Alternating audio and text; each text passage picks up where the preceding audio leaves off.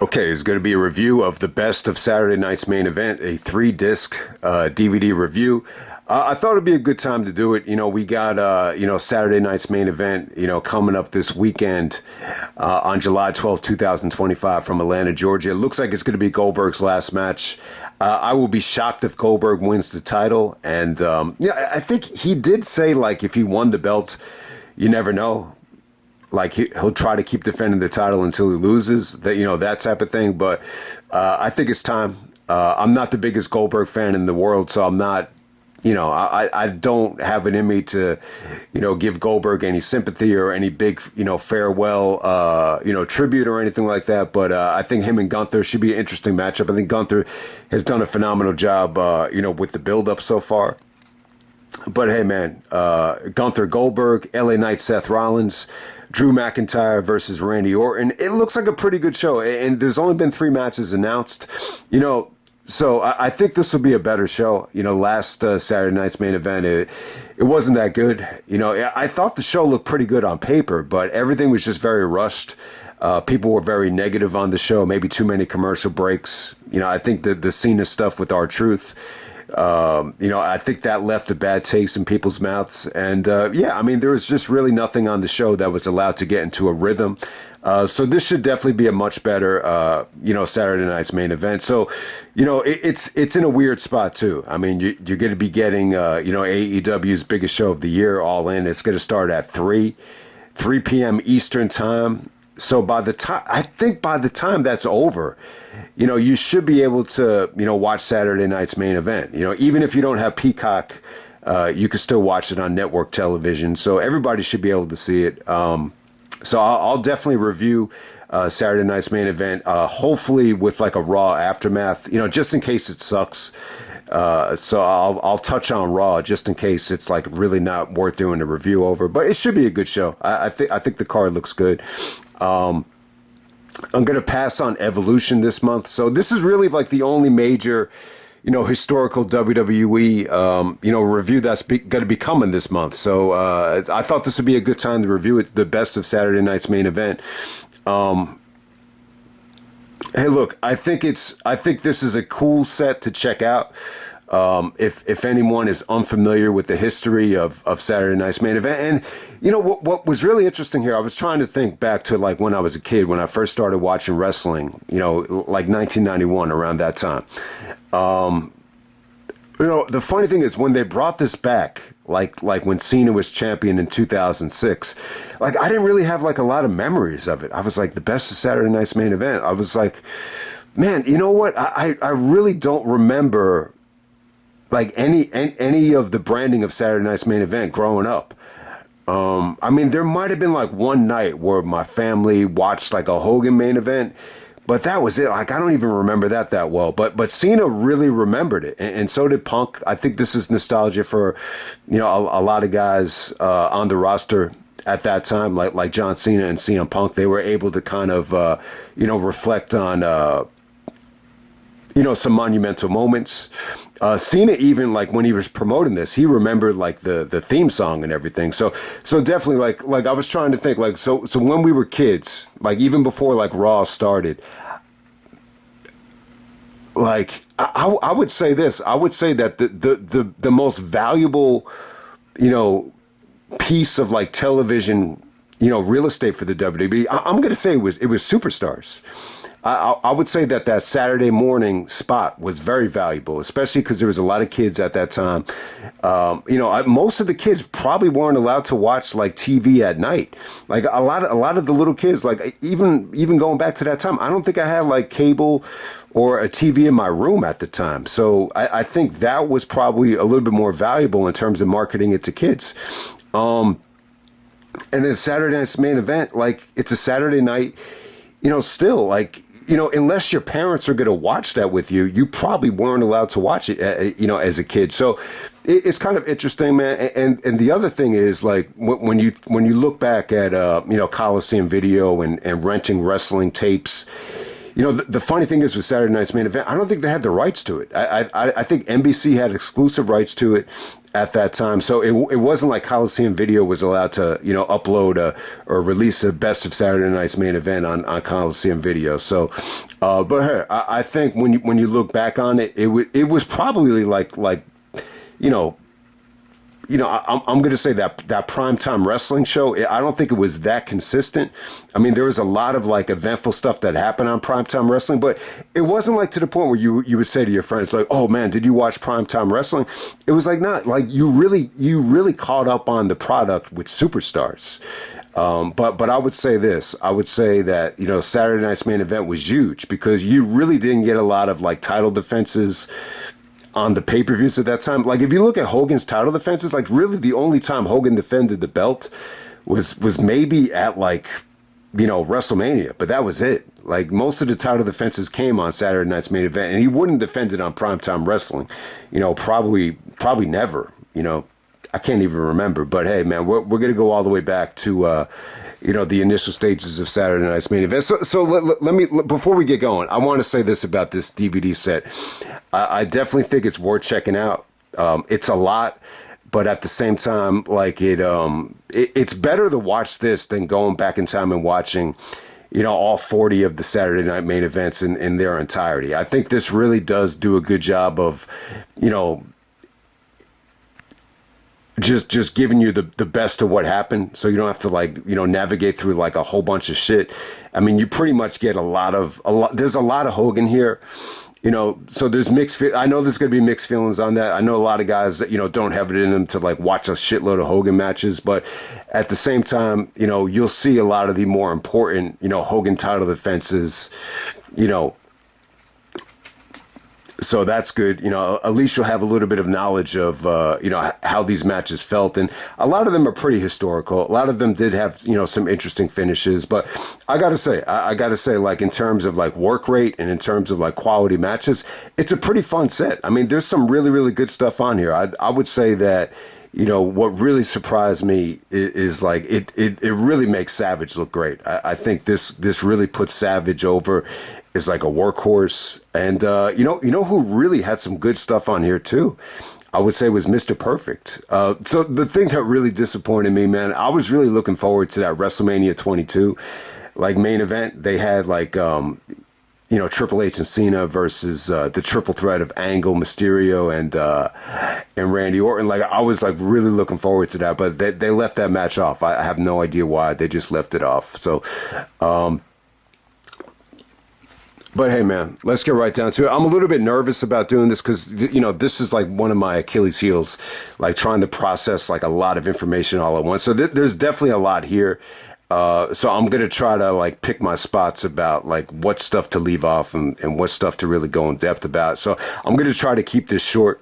I know some people might be disappointed that, really love this era, and it's cool. I think it's really, really awesome that, for a lot of guys that didn't live through this era or weren't born, in time to watch a lot of this stuff, like really feel like the most passionate about, the late 80s going into early 90s, because there's something really special about this time. I think the fundamentals were definitely at an all-time high in terms of like the character development. So I even some of the matches a little bit slow. I think it's just a combination of a lot of, great stuff coming together. I think if you knew how to work in the territory days, it was a huge advantage, to getting over into WWF. So yeah, the first match on the set, you had Hogan taking on Bob Orton. This is from, May of 1985. So like right after WrestleMania. So I think that's one of the perks about the success of WrestleMania. It opened the door up for this monster television deal, with NBC. So straight out the gate, you have, Hogan taking on Bob Orton. You have Piper on the outside. You have Mr. T on the outside. But, it was cool. Randy kind of reflected on, how big of a deal it was for Bob Orton to wrestle Hogan on the first Saturday Night's Main Event. You're not going to be blown away with Bob Orton here, but, he was a great heel. Jesse the Body put him over as a great technician. And I think it was huge for Randy, though, to grow up with his dad, being this monster heel that could work and go in the ring. I think that was cool. But, I don't think like Bob Orton, I don't think he blew anybody away here. This pretty much ends in a DQ. But what's really interesting though is Hogan was able to work with Randy on one of the last Saturday Night's main events in I think it was in July of 2006, where Randy was trying to steal Brooke, and Hogan wasn't happy with it, and Randy RKO'd him on the trunk of the car. So that was pretty cool how they kind of, Hogan wrestled Bob here. And then, one of the last things they have on this set is Hogan getting attacked by Randy. So even if you're not a big Hogan fan, I got to say, he had some interesting matchups here, especially against Terry Funk. So there's a Hogan-Terry Funk match. There's a Hogan match with Harley Race. Punk actually had Terry Funk and Harley Race on his Mount Rushmore. But, I think what Funk and, Harley Race have in common is they just weren't able to, thrive in the WWF the way Hogan did. Obviously, they got over in, different territories and different companies. The WWF, is nowhere near Funk in his prime or Harley Race in his prime. So, Funk looked a little bit frustrated working with Hogan here. And, the match that Hogan had with Harley Race, Harley took some really, weird bumps on some of the tables there, which I think they touched on that in the Dark Side of the Ring stuff. But I want to jump to, Jake the Snake Roberts and Ricky Steamboat, the Snake Pit match. I mean, this was really cool. I mean, it was pretty damn awesome.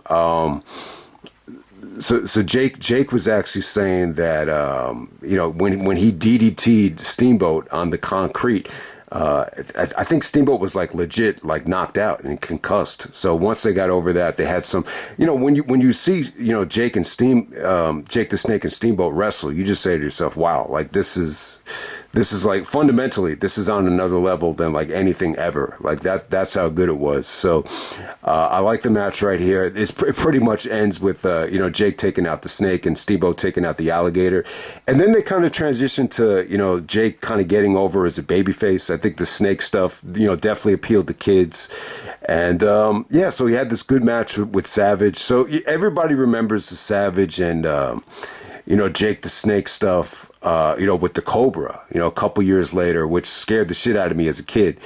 I still think that's like one of the craziest things that WWF ever did, but this is by far the best match he ever had. So this was so good that I think the Genius even told Jake, that like that's the best match Randy had ever had, like at least up to that time. So this is before WrestleMania 3, obviously. But what was really interesting about this is Jake was actually saying that Dick Ebersol, the guy that ran NBC Sports, the guy that was really in charge of signing the deal with the NBA, during the Jordan years, he actually went up to Jake and Randy before the match and said, listen, if the ratings, drop during your match, he said, you guys are never going to be on, this show again. You're going to be doing, local TVs in Poughkeepsie, New York, I guess back on primetime wrestling, whatever it was. So I think it was good. I think that's one of the interesting things about this set is, this is primetime television. It's network television. You got families watching this show. So this is really a chance to just, impress. So for 1986, there was a huge sense of urgency here. It was a fast-paced match. It ended in a DQ, but I gotta say, just the flow of this match for that time, was incredible. So I mean, look, anytime you have, it's not like they're just wrestling for Vince. They're also wrestling for, these higher ups on NBC. So I mean, it's a little bit frustrating thinking about it. So when Jake made that comment, I started thinking about Jordan. I started thinking about the NBA, and it really just hit me like, if anything is going to become like really profitable, like you're going to have these guys that are going to get involved, and they're going to want to kind of change the style just so it can make money or so it can, resonate with the mainstream audience. So that's what was kind of going through my head there. But yeah, in a way, it's good though. It's good. It's good to have that kind of pressure. If there's no pressure at all, I mean, that's not a good thing either. So, all right. So there's a Hogan match against Mr. Wonderful. It's a steel cage match. I wouldn't recommend checking it out if like you're a Hogan hater, but it's definitely one of the more unique finishes ever. Where both Hogan and Paul, they both dropped to the ring onto the floor at the same time, trying to escape the cage, and it's a simultaneous. They had a clock there so they could see like exactly who dropped the when, so they had to restart the match. Hogan, is able to fight off the interference from Bobby the Brain Heenan and go over Mr. Wonderful. So it's a pretty memorable title defense. I think it's pretty cool. I think Hogan definitely had some interesting environments and situations on the set, especially the steel cage matches. I thought they actually came off good, to be honest with you. So you actually get a Hart Foundation match against the British Bulldogs, which was it was pretty good. I mean, it ends in a DQ here, so the titles don't change hands, which is interesting though, because in a 2 out of 3 falls match, you would think that the DQ, wouldn't really matter here. Like if you win 2 out of 3, you should still win the tag team titles. But I guess because the DQ was the last fall, that kind of negated the titles from changing hands. But, I think Hart Foundation and the Bulldogs, they had a lot of good stuff. But this is probably like one of the best things they've ever been involved with in terms of, having something accessible. I mean, the match they had at WrestleMania 3, you had other guys involved in that match, and that match didn't get too much time. But most of their best matches are like these, dark matches or MSG classic matches that were never televised. But this is definitely good stuff. While it lasts, it's just not that satisfying of a finish. But yeah, I mean, it's there's definitely like some really really good tag team matchups on this set as well. I gotta say, Honky Tonk Man and Savage for the IC title. I thought it was great stuff. I thought Savage was just awesome here. Like his speed, his agility. This is really just transitioning Savage into a monster babyface. And then he has another good match here against Bret. I would definitely say that, Bret versus Savage. It's one of the standout matches here. This is actually from November of '87. I got to say, really good stuff. It's really like Bret's biggest test as a singles wrestler up to that point. Savage is wrestling this thing on like one leg. He's really selling the shit out of his foot, out of his leg. He actually has to take his boot off, and he's able to kind of small package Bret with the bad leg. So it's a pretty good match. But I think the interesting thing to think about here is, when you watch this set back, like Savage really,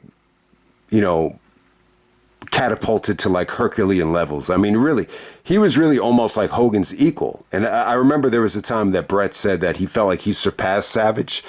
I don't know. I don't really know if I think in terms of work rate, I would agree with Bret.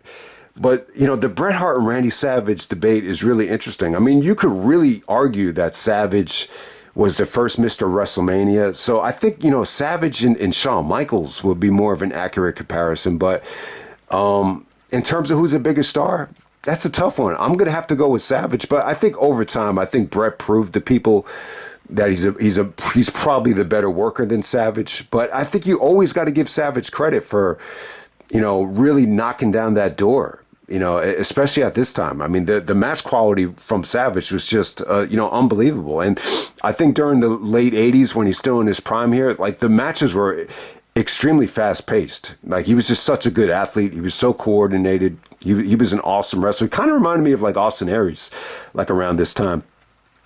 All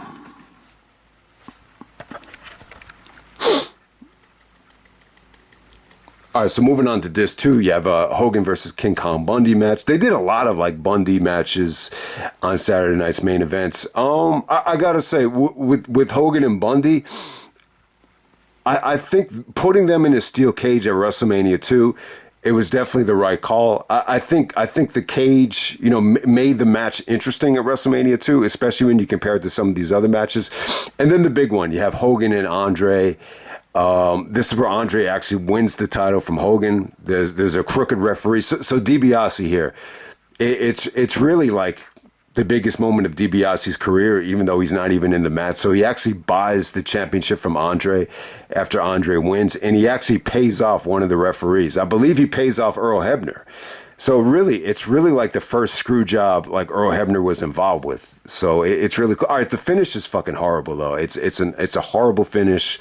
You know, Andre goes for like a butterfly suplex. He can't even get Hogan off of his feet, and Hogan clearly kicks out, but the referee, counts to three anyway. And then Earl Hebner and his father, I believe it's Dave Hebner, they end up like fighting, over the finish. So it's clear that Hogan actually realizes that, one of the referees was crooked.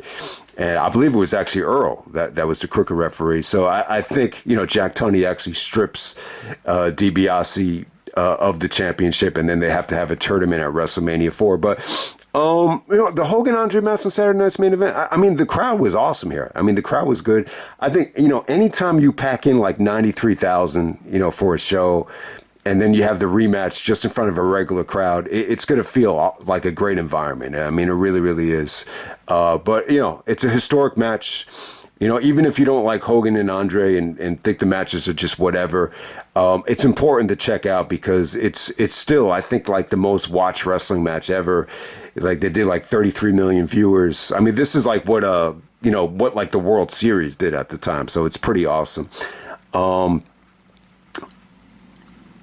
Then you got a really, really good, DiBiase and Savage match.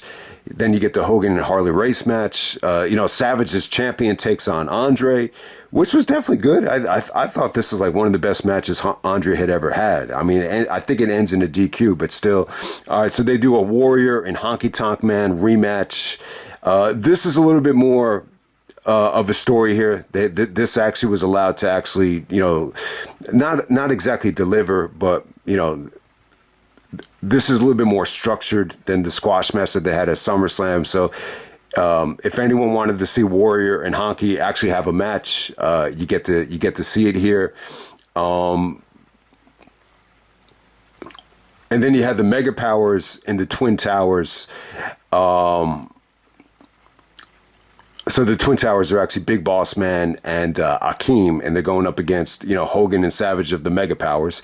So I gotta say this is probably the thing to check out on the whole set. I mean, I would say like in terms of like a story, this is the match to check out because this is where the Mega Powers split up. There's a sequence here where Savage gets thrown onto Elizabeth, and then Hogan takes Elizabeth to the first aid room. And I gotta say, I think Hogan was horrible here, like as an actor. Like I thought he overacted. I think he was a little bit too overdramatic. But for that time, like it worked. For Hogan to be like that type of babyface.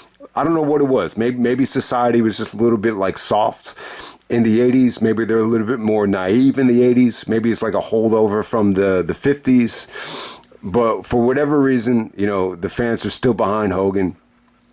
But, Hogan, once Elizabeth like regained consciousness, Elizabeth tells Hogan, go back out to the ring, help Randy. And then, when Hogan tries to get like tagged back in, like Randy kind of leaves him for dead. And turns on him. And so this is when, they go backstage checking on Elizabeth, and, Savage is yelling at Hogan saying, you got lust in your eyes. You got jealousy in your eyes. He starts to question him, like, how come you never challenged me for the World Wrestling Federation Championship? He's like, how come you never did it? It's like, because you're jealous. And then Hogan's like, no, Randy, you got it all wrong, brother. But I don't know. I thought Savage was awesome here. This is like, to me, like this is one of the best heel turns ever. Like when you see like the impact that Cena's heel turn had this past year, like this is even up a notch from that. Like at the time, it just showed you like if there was like a lot of money at stake, right before WrestleMania, like there would be a sense of urgency to really, do something out of the box, to do something really, drastic, just to get you excited for WrestleMania, and that's what they did there. I thought that whole build, to WrestleMania 5, was awesome. And to me, like when you look at the numbers, I mean, the buy rate was incredible. So to me, this is always going to be proof in the pudding that, a heel turn, even though you're going to jeopardize merchandise money, the heel turn could really, spark that kind of interest and make you interested. And the results, the proof is in the pudding with that buy rate. To me, like that like sticks out like a sore thumb from all the early WrestleManias, like the amount of buys that WrestleMania 5 did. And it's because of how well done the heel turn was with Savage. And I loved it too because, he was champion as a babyface and then he transitioned into a heel as the title reign went on. All right, so next up, so obviously Hogan won the belt back at WrestleMania 5, and he'll be taking on Big Boss Man, May of 1989. I thought it was a good title defense, for Hogan. I think Boss Man a little bit fatter at the time, and he's out there with Slick, but it's a good situation. Boss Man took some really vicious bumps, in this match, being that it was a steel cage. But, the ending was pretty cool. I think Hogan was able to handcuff, Slick to the ropes and actually, retain the belt. But, yeah, I mean, this just kind of let me know, or just kind of reminded me, like, a lot of Hogan's biggest matches were, like, on Saturday night's main events. Around this time. Because, look, in a lot of the SummerSlams, a lot of the other pay-per-views, he wasn't defending the belt. He didn't defend it at the Rumble in '89. He was in a tag match at SummerSlam. He was in a Survivor Series match at Survivor Series. So yeah, I mean, look, if you really want to, dig into the crates and see, Hogan in his prime defending the belt, this is a good set to check out because you get them all here. I mean, it's not a great match or anything like that, but it's pretty cool.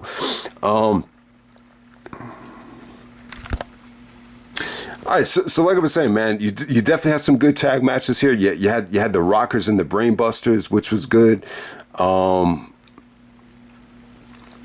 then you got a Hogan and Ultimate Warrior match against Mr. Perfect and the Genius. This beautifully sets up WrestleMania 6. There's no heel turn here, but they showed the Warrior, being a little bit, sporadic or careless and accidentally hitting Hogan to kind of build tension. So I think that is kind of like if you were to ask me like what was the most important thing about Saturday night's main event, is that they would always use the one before WrestleMania to really hype up WrestleMania. I mean, they did it here, they did it with Savage, they did it with Sid. So the list goes on and on, obviously. All right, so Hogan actually takes on Perfect. This is not for the title. I think this is when Warrior was already champion. But even when Hogan was champion at the end of '89, they did this vignette with Mr. Perfect actually breaking the championship, just kind of like, just shattering it with a hammer. I thought that was pretty cool. And you got one of the more humanized, Hogan promos after that. So I thought that was really cool. Hart Foundation and the Rockers, awesome while it lasted. Marty Jannetty and Bret had good chemistry, man. So you get to see Shawn Michaels and Bret go at it. I always love Rockers and Hart Foundation. This match is a little bit frustrating, though. Demolition is out there at ringside and they get involved in the match and then you get a no finish. But while it lasted, it was pretty damn good. I would say this, the sleeper match of the night, Mr. Perfect and Tito Santana. This is from July of 1990 for the Intercontinental Championship. Underrated. I would say, the most underrated match on this set. It just shows you how good Perfect was. He was a perfect Intercontinental Champion. I think if it wasn't for the Warrior, I think Perfect and Hogan might have main evented WrestleMania 6. I think that might have been the best option, besides Warrior. But, who knows? But, if you love that Bret and Perfect match from King of the Ring, you'll love this match as well. You had a lot of drama here. There was a lot of drama with the refereeing. I thought the finish was awesome. One of the best counters ever to the Perfect Plex. It just shows you how good Tito Santana was. It shows you how over Perfect was as a heel. So definitely check that out. All right, so there's actually a 20-man battle royal from April of '91 here. Gotta say, this is a pretty damn good Saturday night's main event. Check out the one from April 27, '91. Because, the Battle Royal was cool. It was really cool. Hogan actually comes out as champion. And, maybe the only time before they started feuding in 2005, you get Shawn Michaels and Hogan in the same ring. Yeah, Shawn looks a little bit seasoned here as a rocker. He looks like he's ready to break out. He kind of gives Hogan like a dirty look when Hogan comes to the ring because he's the last one to come out. But surprisingly, Hogan gets eliminated. You get to see Hogan and Tugboat go at it, which they toyed with for the WrestleMania 7 main event, but you actually get to see them mix it up here. This pretty much ends with Mr. Perfect winning a Battle Royal, surprisingly, as the Intercontinental Champion. So it was good. It really put over the IC title. And speaking of Bret winning the IC title at SummerSlam, Bret takes on DiBiase. Awesome match right here while it lasted. There's a lot of, it ends in a DQ. You have Sherry on the outside. I think you have Virgil out there. There's just a lot of like shit going. What was Virgil? Yeah, I think Virgil came out. But yeah, but Bret and DiBiase while it lasted, I think it was just proof in the pudding that Bret deserved the singles push at that time. I just remember Bret being a workhorse. I just remember, this is the first year I started watching wrestling, and every Saturday morning or every TV taping, I just remember Bret, being very reliable, always on TV wrestling while, Hogan was doing, deodorant commercials, stuff like that. So, all right, next up we have Undertaker and Flair taking on Hogan and Sid. This is from, This is from February 8th, 92, so right before WrestleMania. So what's interesting about this is at the time, they were promoting Hogan and Flair for WrestleMania. They were like, we're going to get a preview of WrestleMania here. So everything changed after this match, though. So during the match, Sid thought that Hogan was showing off, and then Sid was reluctant to tag in. And at the end of the match, the fans started turning on Sid. They could just tell by his demeanor that, he wasn't on the same side as Hogan. And then Sid just kind of mocks Hogan when Hogan's going for the hot tag and just steps out. So after the match, you just couldn't, you couldn't deny it. You had to go back to Hogan and Sid. So they got Sid over as a monster heel. And I thought Sid did a good job. I think he did a really good job of, sucking up to Brutus the Barber Beefcake and, acting like he was going to be a good guy. But, look, Undertaker and Flair on the same team. Really, really cool stuff. Who would have thunk it, right? But hey, there's really not much to say about it. It just, it just really got you excited for WrestleMania. Look, I always say to myself, man, I still think they should have done Hogan and Flair.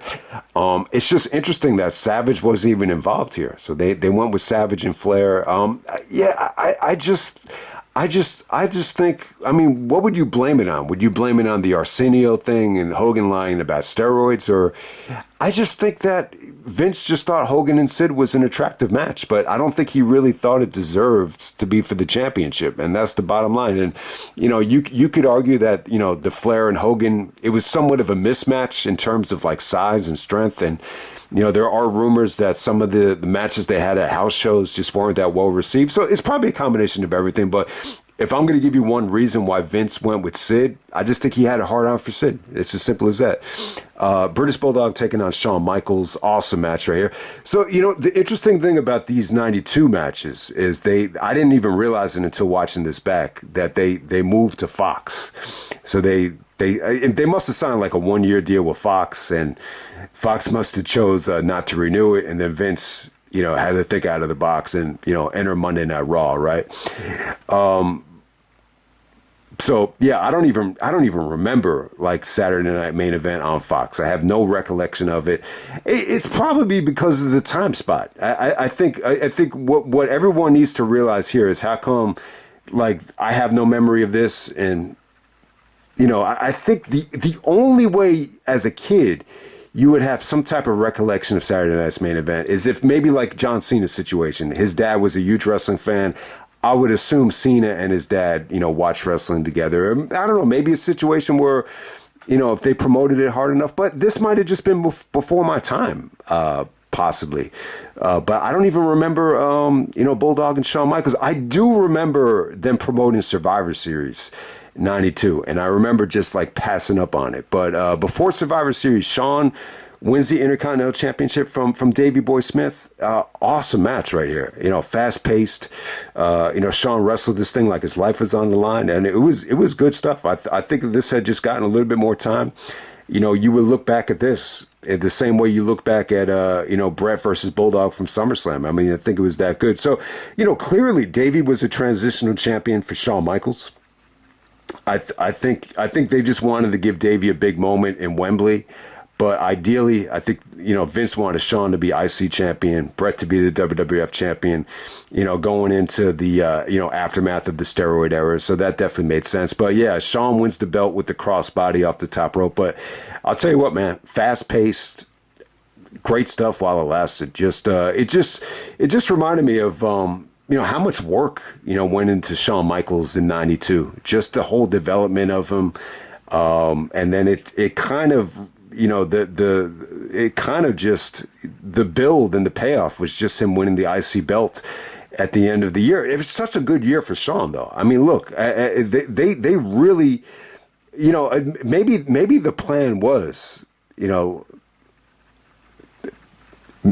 don't know if Vince ever saw Shawn as being the WWF champion, but the groundwork was pretty much, started in 1992. I mean, they built him up the whole year. The split with Marty Jannetty, and then by the time he gets to Survivor Series, he's the Intercontinental Champion. So they really spent a lot of time of, marketing Shawn and really building him up. And, everybody grew up with Shawn Michaels. It's as simple as that. So, and then we have Shawn Michaels taking on Shane McMahon. We have the return to Saturday Night's Main Event in March of 2006, right before WrestleMania. So I think the Shawn and Shane combination is awesome, man. I think it's really, really good.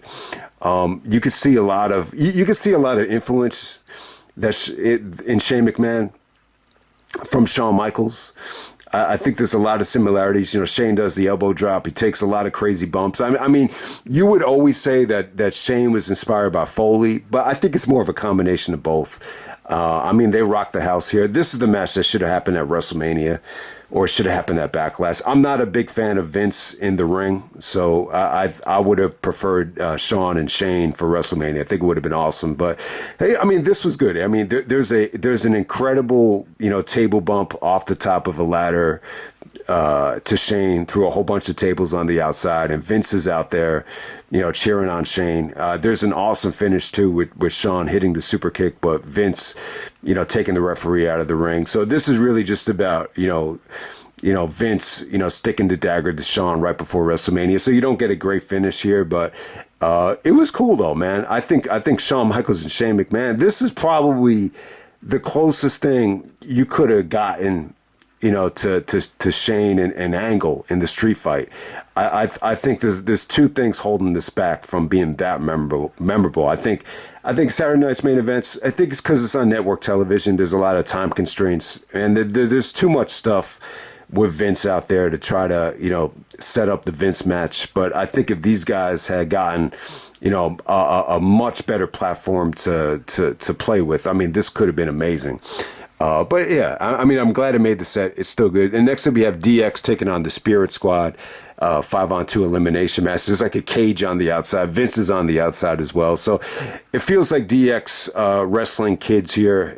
There's really not much to say about it. But when I was watching this match, I just said to myself, man, there are times in wrestling where you got to be really careful. What you wish for.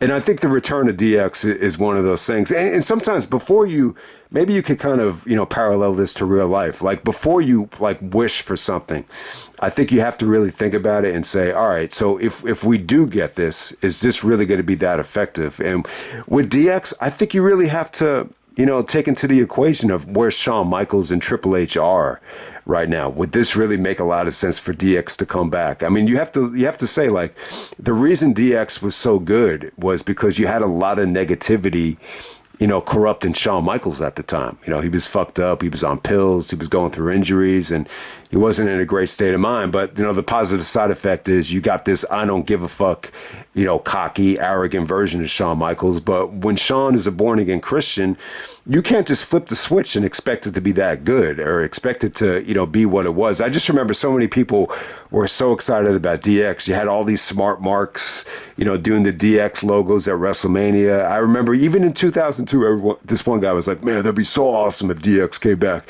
That would be so awesome. But, I think it was the right call that, you went with Shawn and Hunter one-on-one instead of the DX return. I think Triple H even knew, like, he's past that. It's not going to be what it was. But it felt like DX wrestling kids here, especially the Triple H and Mike Mondo stuff. I was just like, man, I can't even watch this shit. Like, I can't buy into Mikey Mondo getting any sort of offense in on Triple H. But there we go with that. I mean, look, I wanted to make this point about DX too. To give them credit. They deserve a lot of credit for, ushering in the Attitude Era and changing the business. But you also can blame them for, making WWE PG as well. I mean, this really felt like, the WWE or the DX version of Nickelodeon. It really did. I mean, this was. I probably said this before, but this is just a beautiful way of, making a lot more money. And, wrestling a lot safer and a lot less and a lot more simpler. And, I think that was the thought process behind that. And then we ended with Edge versus John Cena. They tried to compare this to, what is it, Babe Ruth? Babe Ruth and Lou Gehrig? Or they had all these great rivalries. Obviously, Ali and Frazier, Larry Bird and Magic Johnson. Michael Jordan doesn't have a rival, I guess. So we have Edge and John Cena, the biggest rivals in WWE history. I think that put over Edge quite nicely. But yeah. All right. So this Saturday night's main event. This is the last one. This is from July 15th, 2006. So if RVD didn't get suspended, with the weed thing with Sabu, they probably would have went with the triple threat here instead of just rushing it on Raw. So I think you could keep that in mind. But yeah, this is just about setting up the rematch at SummerSlam. Ends in a DQ. So Cena actually thinks that he wins by submission, but because Lita, pulled the referee called for a DQ. So Cena starts celebrating, but then when he's announced as winner by DQ, Cena's expression definitely changes. He gets a little bit pissed. And it's pretty memorable. Cena ends this whole match by FUing Edge off of the steps through the announce table. So it's pretty cool. He actually FUs him off the steel steps, and then he goes through the announce table. So it's a pretty weird ride, for Edge. So it's definitely like a memorable aftermath, but it's just a way to set up Edge and Cena for SummerSlam right there. So yeah, I mean, you get a lot of good stuff on this set. I would definitely say I think the highlights are the Savage stuff and the Mr. Perfect stuff. I think you get some really good, tag matches as well. It's tough to remember everything. There's definitely a lot here. And if anyone was, look, you get a lot of Hogan. You get more Hogan than I'm sure a lot of you guys care to even hear about or watch about. But yeah, I think this is a really good set, though. I think it really does do a good job of narrowing down, the essential stuff. Just in case nobody out there wants to sit through, 35, episodes of Saturday Night Main Event archives. So I'll just end it right there. Hope everybody enjoyed the review, and I'm out. All right.